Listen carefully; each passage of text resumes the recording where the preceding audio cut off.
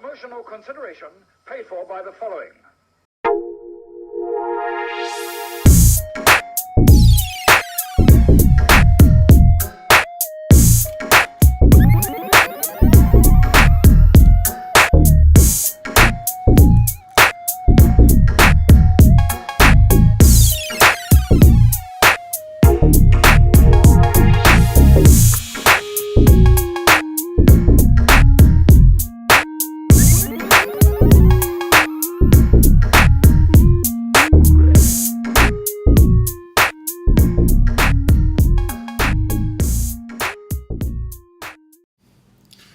Hello and welcome to another Quick Shot review. I'm your host Luke and you are the Cheap Shot Nation, and this week we have been to see The Strangers Chapter 1. Pretty much a shot-for-shot remake of the original Strangers film that came out in 2008. It is a very strange one because I honestly thought this might be a bit of a prequel, with the second one being the shot-for-shot remake. But there is no reason to make this a shot-for-shot remake because it is creepy enough on its own as a concept.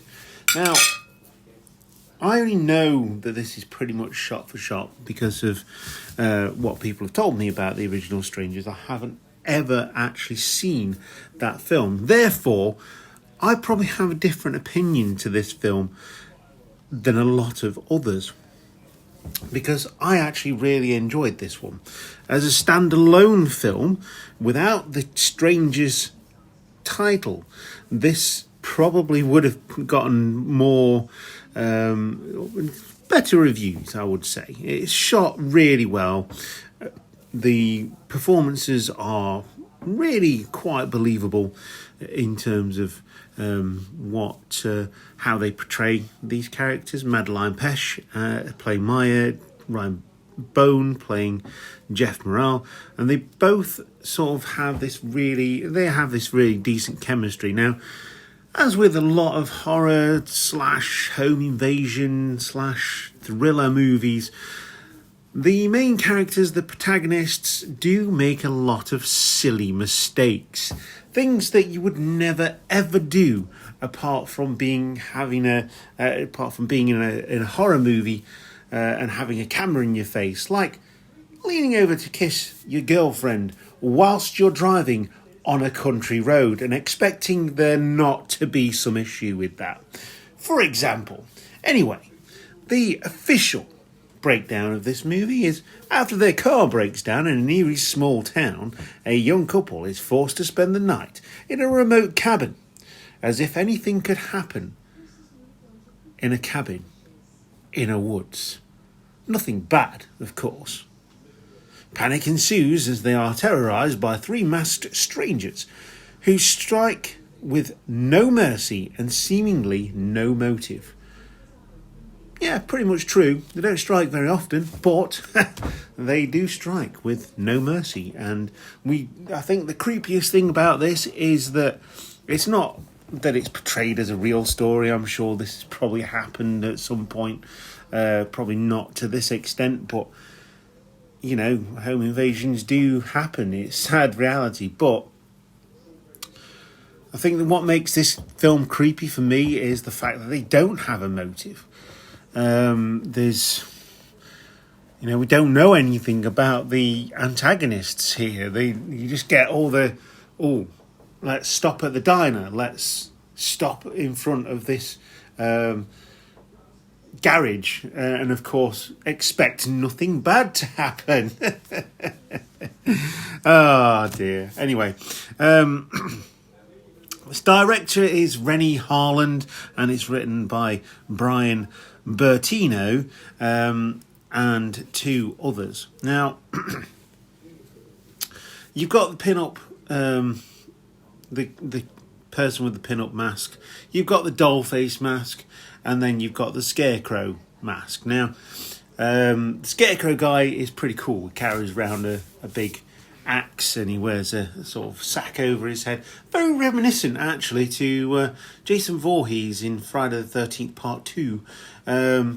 But yeah, there's no words. There's nothing that happens apart from a couple of bits of screaming. Maybe they don't really say anything. Again, makes that really creepy, doesn't it? The angles that were used were really quite claustrophobic when they were trying to escape. You've got the woods with the mist, and that's really cool. It gets thicker and thicker as they go through the woods. So everything about this film, the basics of this film are here. Like I say, I couldn't call it a slasher because there isn't much slashing going on here, but it's certainly very creepy, and I really enjoyed that element of it, as well as the cinematography. The director clearly took a bit of time doing this, but then if it's a shot-for-shot remake, pretty much, then was it this director that took those chances? No, it was the original one. But it's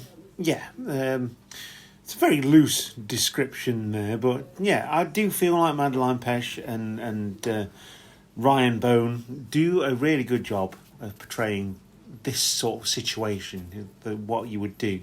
Now, there are a few things that did annoy me, like Ryan Bone's character Jeff going back, leaving his girlfriend alone in a cabin in the woods to go and get his asthma medicine, his inhaler, which seemed to be really far away from where they were living.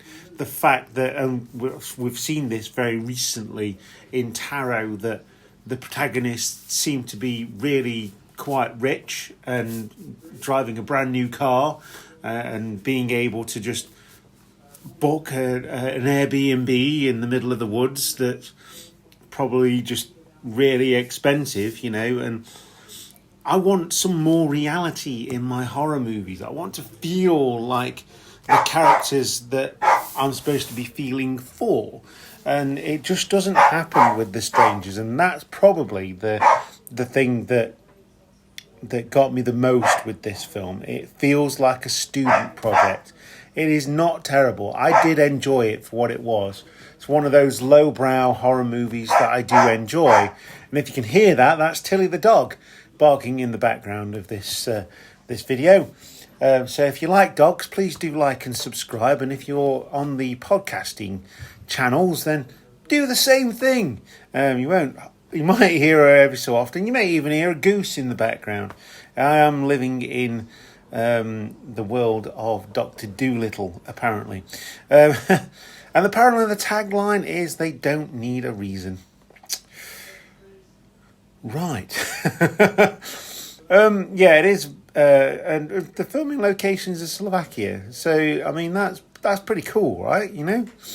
That's pretty cool. The worldwide gross for this film on the opening weekend is 12 million, which is pretty decent, actually. Don't know how much it cost to make, but I'd say that's pretty cool. I'd like to make 12 million off a film that I've released. Maybe even this one. I'm never going to make 12 million, but yeah, I think the other struggle here is that because there's only two main characters, you don't really get that sense of dread. You get it when they split up that original time, but who would leave their girlfriend in the cabin in the woods, in the middle of the woods? He clearly wasn't suffering from an asthma attack when he left. He got on a bike and put a helmet on and drove. It just made no sense. But yeah, I think but that's the writing. That's the way it's written for this one, and you just hope that at some point, a director is going to read the script and go, that makes no sense. Let's rewrite it. But no, they just continue with it because they want to make the movie and get the money pretty much straight away. Like I say, it does have its moments, but then it does have its annoyances as well. It's very middle of the road, but I did enjoy this one more than other films that I've seen recently that are the same middle of the road. Tarot was absolutely awful. This is a small step in the right direction, but only a small one. So if you're looking for a film and you haven't seen the original Strangers film, then give this one a go. But obviously, you know, if you don't want to, then that's your choice. This is why films are great. Cinema is fantastic, and I just encourage you to go to the cinema and watch a film, whether I like it or not. It's down to you to make up your own mind. Do not read what others have written or what others are telling you about a film and make your mind up from that. Go and watch the film if you have the facility to do so. Enjoy yourself, get yourself a box of popcorn and a drink, and just sit and enjoy the film.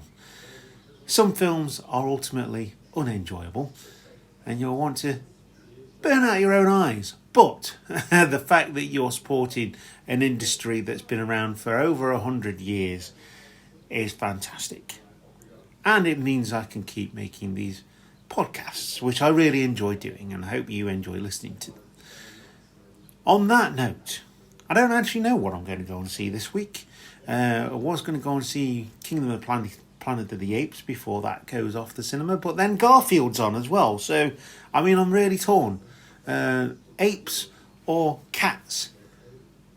I think I'm leaning towards cats, but I know Garfield will be on for a little bit longer than Kingdom of the Planet of the Apes, which is probably on its last sort of run before it comes off the cinema. So, if you got some suggestions, please drop them in the comments section, and I will see you next time.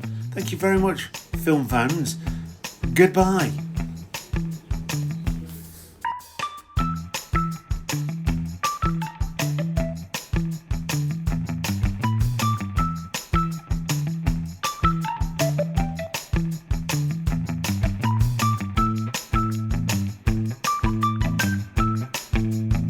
Hiya.